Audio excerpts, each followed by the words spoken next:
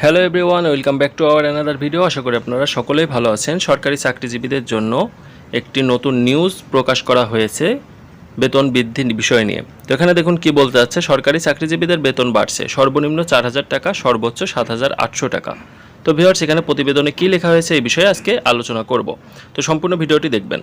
তো প্রথমবারের মতো গ্রেড ভিত্তিক মহার্ঘ ভাতা চালু করতে যাচ্ছে সরকার।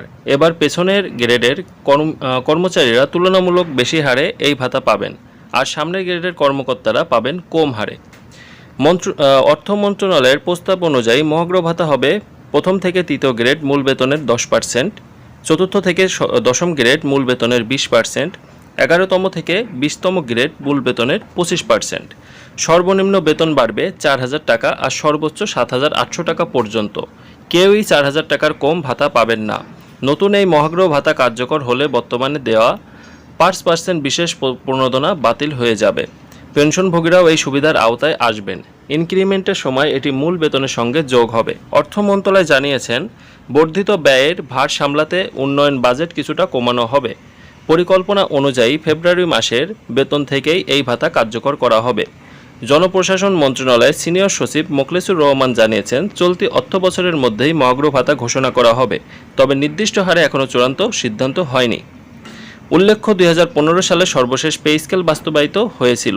এরপর থেকে সরকারি চাকরিজীবীদের বেতন বাড়েনি। এ সময়ে দ্রব্যমূল্যের ঊর্ধ্বগতিতে জীবনযাত্রার ব্যয় বাড়ায় চাকরিজীবীরা দীর্ঘদিন ধরে মহার্ঘ ভাতার দাবি করে আসছিলেন।